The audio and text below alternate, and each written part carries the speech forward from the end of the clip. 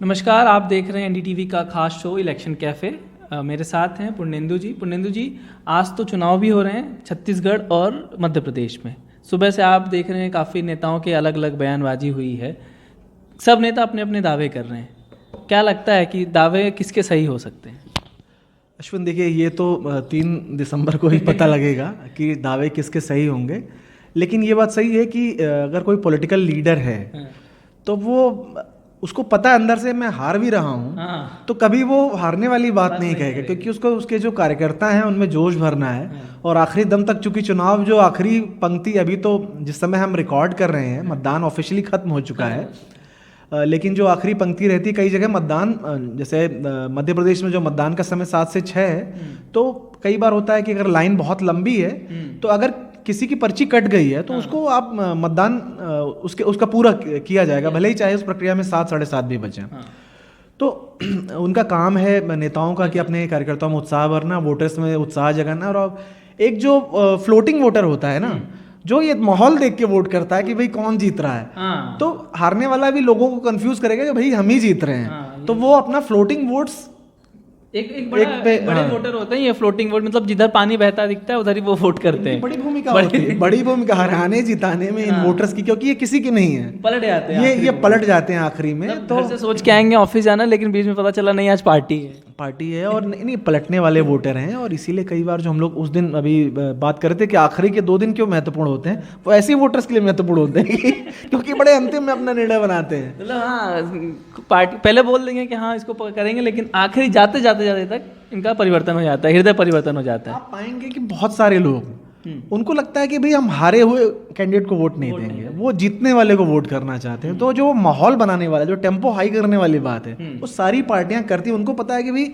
ऐसे एक तो वो मतदाता है जो बहुत ही कट्टर मतदाता है कि हम इसी पार्टी को देंगे चाहे हारे चाहे जीते।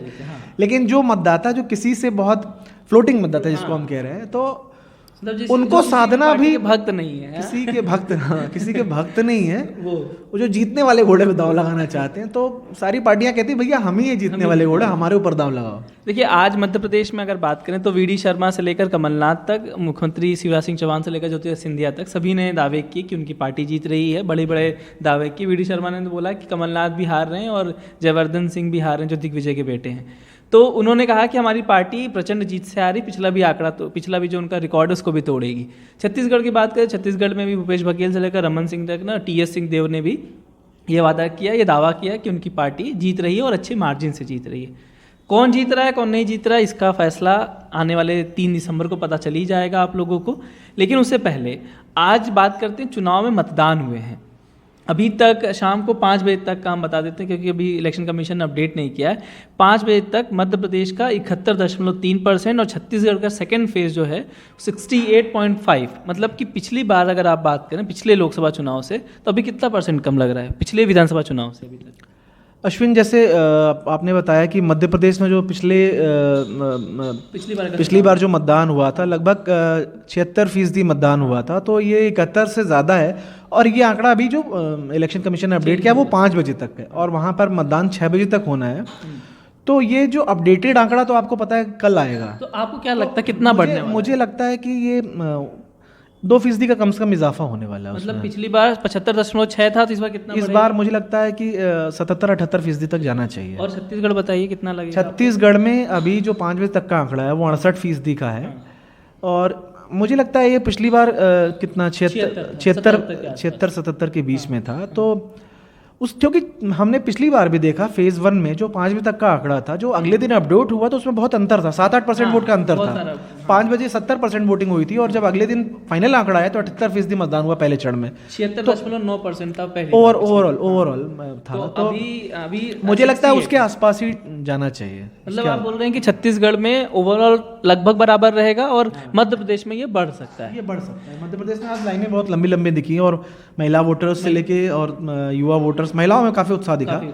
तो देखिए, अभी बात हुई कि बढ़ सकता है और एक जगह बराबर हो सकता है। अब समझते हैं कि इस बढ़ने और घटने का कितना इम्पैक्ट आपकी जो वोटिंग आपने किया है उसका कितना इम्पैक्ट पॉलिटिकल पार्टीज के सोचने में पड़ेगा और कितना रिजल्ट पे पड़ेगा। तो अमूमन ये माना जाता है, लोग ऐसा बताते हैं, ऐसा कोई साइंटिफिक प्रूफ नहीं है, पहले ही बताते हैं साइंटिफिक प्रूफ कुछ नहीं है ऐसा, लेकिन ऐसा माना जाता है कि बढ़ता है अगर परसेंटेज तो इनकम्बेंट जो गवर्नमेंट है उसके लिए खतरा है, और घटता है या कम रहता है या बराबर रहता है तो माना जाता है कि जो सरकार चल रही है वो मतलब सेफ प्लेस में। अभी तक ऐसा आपको लगता है ट्रेंड ये सही है? अश्विन, क्या है कि ये दो तरह की बातें हैं। कुछ मामलों में ये सही है और कई मामलों में ये गलत है। कई बार वोटर टर्नआउट बढ़ने के बाद भी इनकम्बेंट गवर्नमेंट रिपीट की है, और कई बार वोटर टर्नआउट घटने के बाद भी उनको जाना पड़ा है। तो ये बहुत सीधा साधा फॉर्मूला नहीं है। पहले ये ऐसा माना जाता था, लेकिन आप देखेंगे इलेक्शन कमीशन ने चुनाव मतदान प्रतिशत को बढ़ाने के लिए जिस तरह से पिछले कई सालों में जो काम किया है, हमने खुद भी देखा है कि अपने मतलब इतने जीवन में इतने सालों से जो चुनाव को देख रहे हैं, कवर भी हमने किया है फील्ड पर भी जा करके, तो पहले लोगों को बहुत दूर जा करके वोट डालना होता था। एक ज़माने में आप, एक तो वो चीज़ थी। अब क्या है कि मतदान केंद्र बहुत पास आ गए। इलेक्शन कमीशन की कोशिश रहती है कि विद इन 1 किलोमीटर रेडियस आपका मतदान केंद्र हो। पहले बहुत सारे रेस्ट्रिक्शंस होते थे, अभी क्या है कि आप गाड़ी से जाकर मतदान करिए। कैंपेन जिस तरह से इलेक्शन कमीशन करता है, सोशल मीडिया से लेके हर तरह से बड़े बड़े आइकॉन्स जोड़े जा रहे हैं। फिर एक बहुत बड़ा जो कल्चरल चेंज आया है, पहले आप देखेंगे महिलाओं का मतदान प्रतिशत वो बहुत कम होता था। जैसे हमने एक अपने पुराने प्रोग्राम में भी डिस्कस किया था कि मध्य प्रदेश में 1962 में हम बात कर रहे थे कि महिलाओं का मतदान प्रतिशत 29% था, और पुरुषों का लगभग 60% के करीब था 1962 में। लेकिन जब हम 2018 के आंकड़े देखते हैं तो महिलाओं ने 2% का फर्क था। महिलाओं ने 74% था महिलाओं का, पुरुषों का था 76%। तो बराबर घट के मतलब 2% आ गया।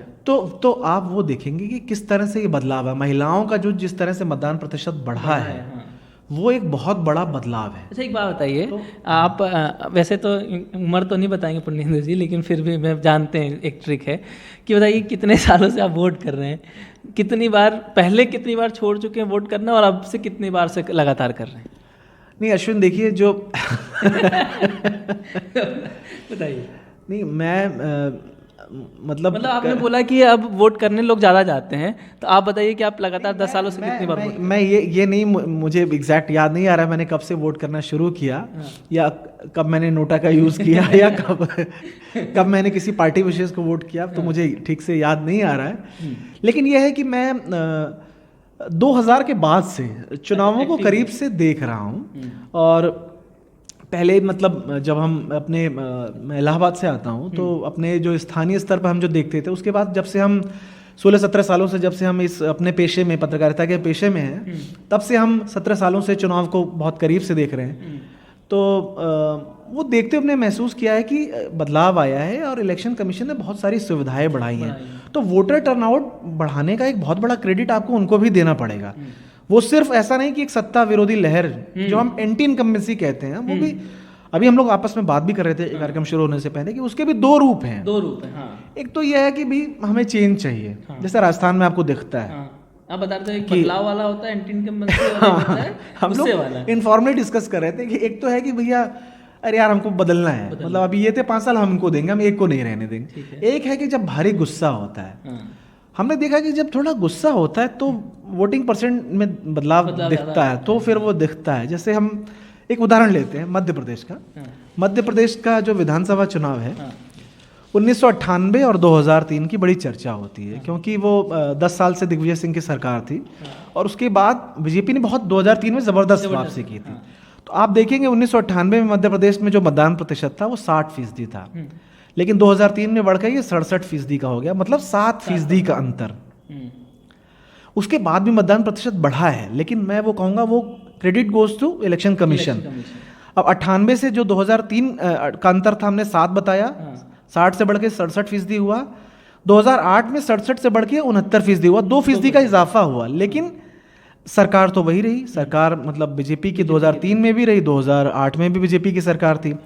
फिर 69% से बढ़ के 72-73% 2013 में, मतलब लगभग आपको 3% ये 3% से ज्यादा का 3% का इजाफा हुआ, लेकिन सरकार वही थी। उसके बाद ये लगभग 73% जो मतदान हुआ वो 2018 में बढ़ के हो गया आपका 75.6%। तो इसमें भी 3% का इजाफा हुआ, लेकिन इसमें सरकार बदली। तो आप पाएंगे जो बड़ा इजाफा हुआ तो उसमें तो इनकम्बेंट गवर्नमेंट पूरी तरह से बदल गई और बहुत ही बुरी हार हुई। हाँ। मतलब आप देखेंगे तब, चूंकि हम जब 1998 और 2003 1998 के जो चुनाव हुए थे वो संयुक्त मध्य प्रदेश के थे, तब वो 320 सीटें हुआ करती थी। तो 98 में कांग्रेस की जो सीटें थी 172 320 में, लेकिन वो घट के फिर 38 और वोट फीसदी उनका 40 था। लेकिन 2003 में हालांकि सीटें घटी, 230 सीटें हुई, लेकिन कांग्रेस का वोट फीसदी भी देखिए कितना, 40 से घट के 31% हो गया, लगभग मतलब 9% घट गई। वहीं बीजेपी ने कांग्रेस से लगभग 11% सीटें बीजेपी को ज़्यादा मिली। तो ये दिखाता है नाराज़गी किस तरह से।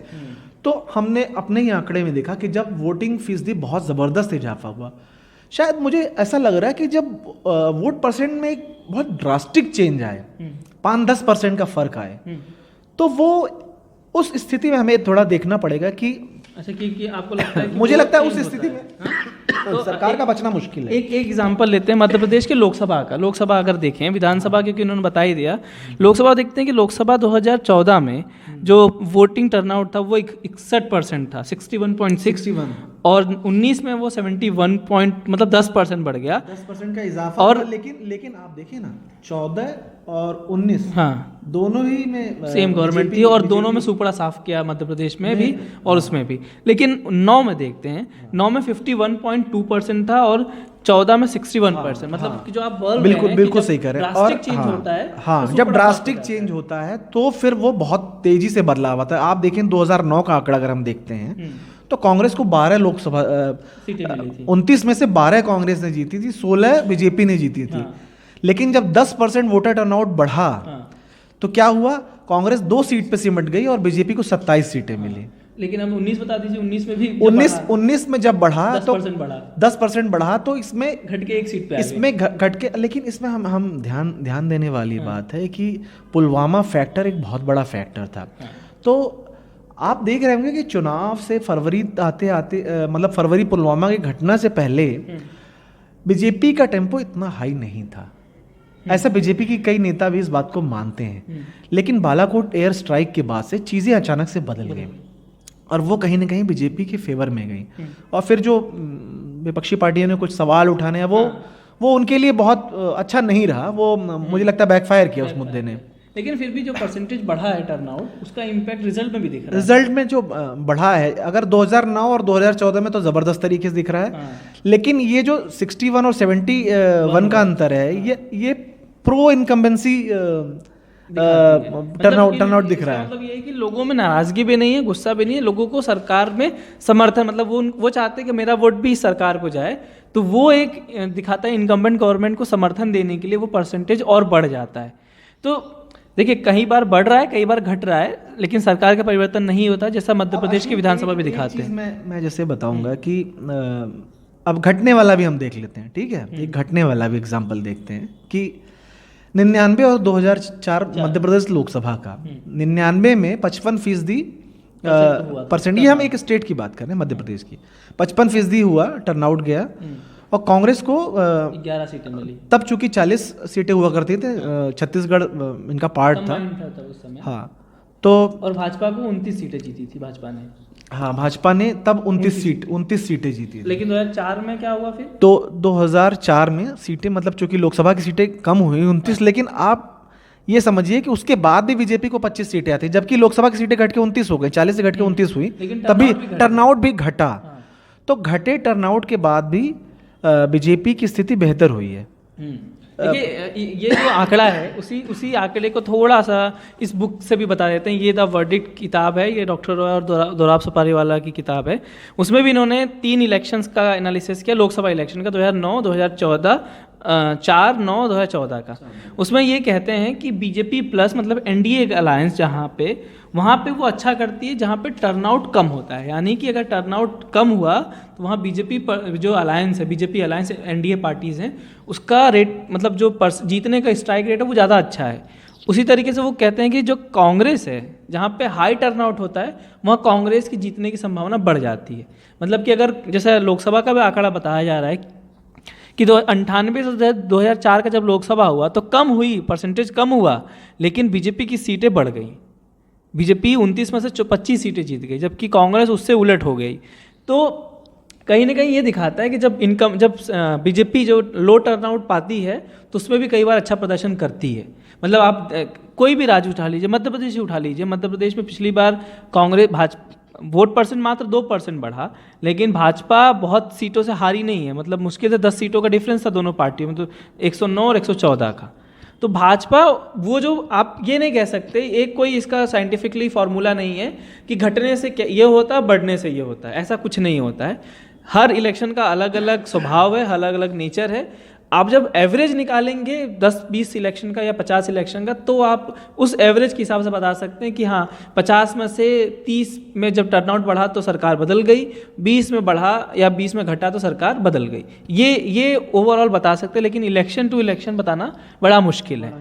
और छत्तीसगढ़ में आप बताएंगे, छत्तीसगढ़ में टर्नआउट पिछली बार तो बढ़ा, लेकिन बहुत खास तो बढ़ा नहीं, या घटा ही एक तरीके से। अश्विन, पिछली बार अगर हम देखें तो घटा ही था कि 2013 में छत्तीसगढ़ में 77.5% मतदान हुआ, जो 18 में 76.9, मतलब 77% के आसपास, तो 0.6% तो गिरावट हुई। लेकिन आपने देखा कि सरकार किस तरह से बदल गई। 39 सीट 2013 में पाने वाली कांग्रेस को 68 सीटें मिलती हैं। और हालांकि वोट परसेंट वो बहुत नहीं बढ़ाते हैं, वोट 40 से उनका 43 जाता है, लेकिन बीजेपी का वोट शेयर बहुत गिरता है। बीजेपी का वोट शेयर 41 से घट के 33 हो जाता है। तो ये दिखाता है कि देखिए यहाँ पे जब गिरा है तो सरकार बदल गई, और मध्य प्रदेश में बढ़ा है और तभी सरकार बदल गई। तो हम यही कहना चाहते हैं कि घटने और बढ़ने से अगर आप साइंटिफिकली जोड़ेंगे तो कोई रेलेवेंसी नहीं है उसकी होती है। अगर होता तो मध्य प्रदेश का अलग रिजल्ट होता, छत्तीसगढ़ अलग रिजल्ट होता। 98 और 2003 को देखते हैं। वैसे तो छत्तीसगढ़ में जो राज्य बनने के बाद जो चुनाव 2003 का हुआ, लेकिन हम 98 में छत्तीसगढ़ की जो 90 सीटें थी आज की, उनका अगर हम देखें टर्नआउट, तब 98 में क्या था उन 90 सीटों पे, तो 60% का टर्नआउट था। तब उस 90 में से कांग्रेस के पास 48 सीटें थी, मतलब बहुमत कांग्रेस अगर माना जाए तो बहुमत कांग्रेस के साथ था। बीजेपी के पास 36 सीटें थी। अब 2003 में जब पहला चुनाव होता है छत्तीसगढ़ में, तब ये मतदान परसेंट बढ़ के हो जाता है 71%, मतलब लगभग 11% का इजाफा होता है। तो बीजेपी की जो पहला छत्तीसगढ़ का चुनाव था, बीजेपी को 50 सीटें आती है, 90 में से 50 सीटें। तो वो भी एक नाराजगी दिखाता है। वो जो एक नाराजगी वाली एंटी इनकम्बेंसी की हम बात कर रहे हैं, वो सत्ता परिवर्तन वाली जो बात थी, वो दिखाता है। उसके बाद आप देखें कि 2008 और 13 में भी मतदान परसेंट में काफी अंतर है, 5% का इजाफा है, लेकिन सरकार वही रहती है। सरकार बीजेपी की 2008 में भी बनती है और 2013 में भी। अगर आप ध्यान से देखिए तो उनका सीटें भले 50 से घट के 49 होती हैं, 2008 में 50 थी, 2013 में 49, लेकिन वोट फीसदी में इजाफा होता है 0.7% का, 40.3 से बढ़ के 41 हो जाती है। तो ये फॉर्मूला हमें बहुत, मतलब कोई एक साइडेड रिजल्ट नहीं बता सकता, वन साइडेड नहीं है कि कई बार मतलब 70 से बढ़ के 77% मतदान होना, ये दिखा रहा है 7% का इजाफा तो है, लेकिन परिणाम में सत्ता परिवर्तन नहीं हो रहा, रिटेन करती वही पार्टी। वही मध्य प्रदेश में भी होता है कि 2003 से लड़ाई अश्विन बहुत कांटे की थी। मैं बताऊं तो ये वोट गैप का में थोड़ा डिफरेंस कम हुआ था, और बीजेपी ने बहुत ही लो मार्जिन से सीटें जीती थी। वो एक थोड़ा बदलाव तो था। जैसे आप देखेंगे, भले ही कांग्रेस और इनमें सीटों में जैसे 2008 में 12 सीटों का गैप था, जो यहाँ घट के 10 सीटों का हुआ, लेकिन वोट परसेंट में ये गैप घट के बहुत कम हो गया, 1% से भी कम का। जो पहले आपको गैप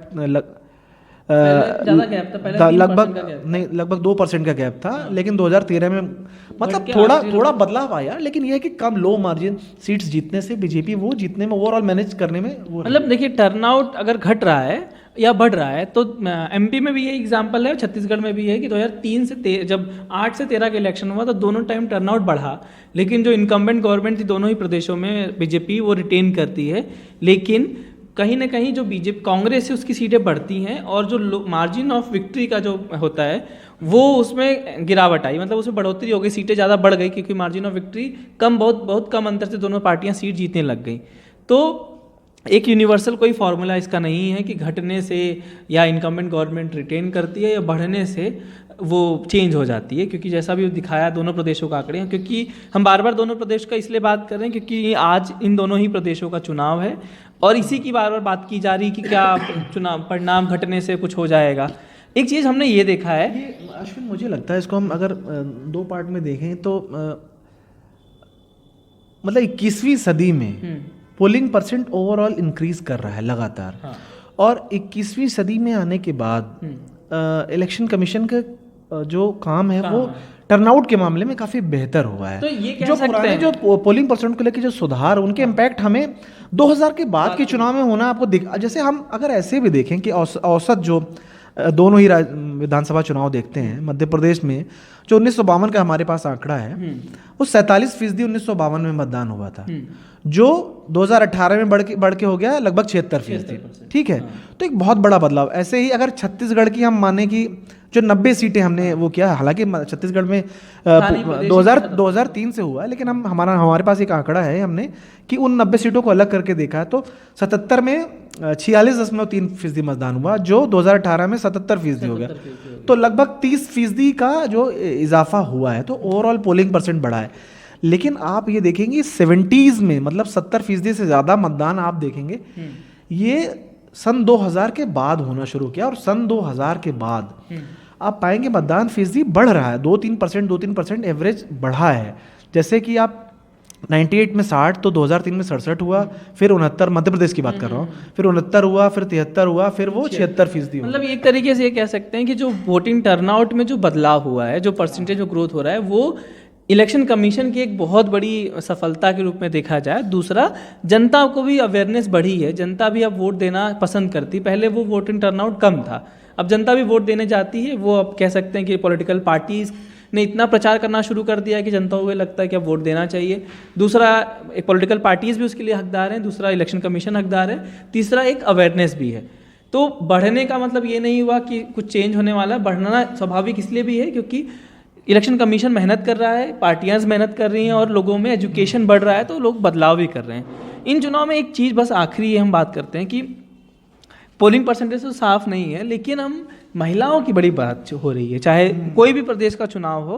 अब पार्टियों को समझ में आ गया कि नया एक वोट बैंक है जो है वो सिर्फ महिला है। अब जातियों पे उतना फोकस नहीं हो रहा है, लेकिन अब महिलाओं पे बहुत फोकस हो रहा है। अब धर्म पे फोकस तो मतलब इतना है, लेकिन उतना नहीं है जितना महिलाओं पे फोकस है। तो जो महिला वोट बैंक है वो स्टार्ट हुआ, जैसे आप बात कर रहे हैं कि ममता बनर्जी का एक वोट बैंक था महिला, जिसको देखा कि वो लगातार उसी वोट बैंक से जीत रही है। नीतीश कुमार का एक वोट बैंक हुआ महिला।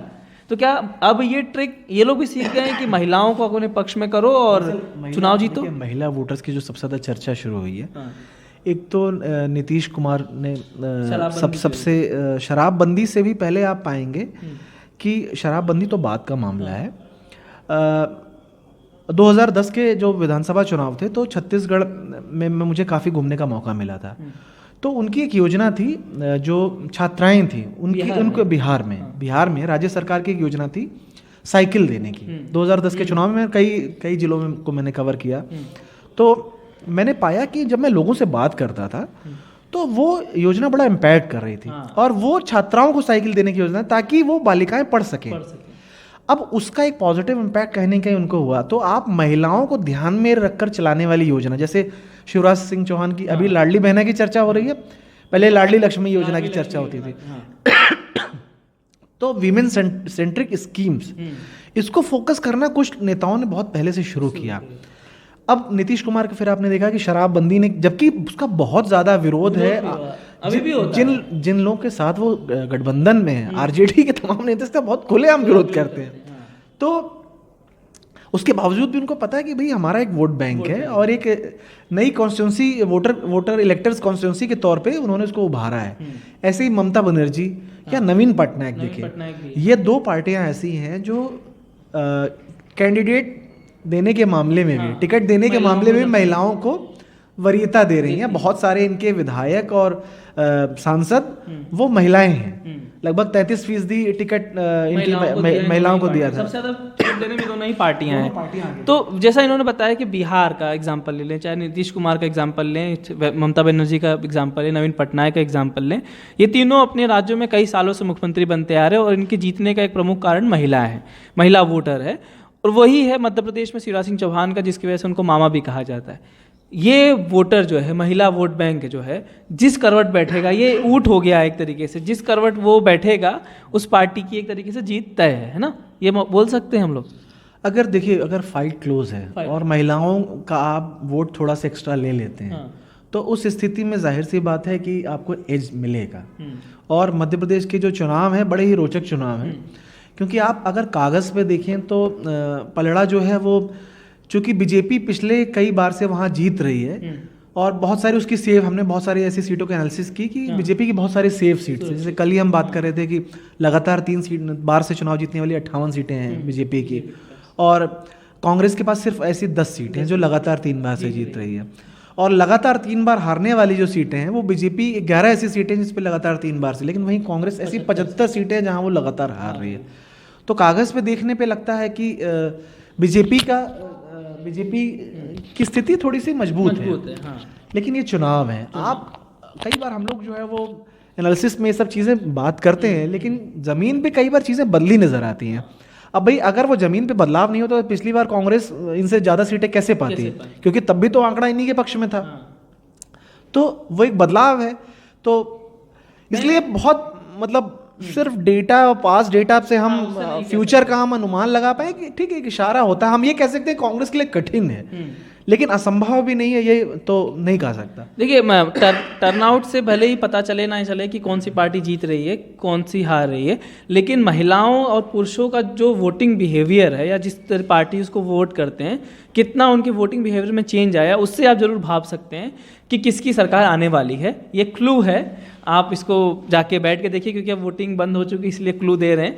आप सर्वेस को देखिए, सर्वेस को समझिए कि महिलाओं का जो वोटिंग परसेंट है, जो इस बार के ओपिनियन पोल जिसमें महिला पुरुष का उन्होंने अलग अलग बताया, उसमें आप समझिए कि किस पार्टी को महिलाएं ज़्यादा दे रही हैं और किस पार्टी को पुरुष ज़्यादा दे रहे हैं। जिस पार्टी को महिला पुरुष ज़्यादा देंगे, आप समझ लीजिए कि उसकी पार्टी की सरकार बनने वाली है। और टर्नआउट से मत जाइए, क्योंकि टर्नआउट का कभी आंकड़ा सही नहीं होता है। तो आज की बस चर्चा इतना ही। कल मिलते हैं किसी और विषय के साथ, किसी और मेहमान के साथ। तब तक के लिए बहुत बहुत धन्यवाद। धन्यवाद।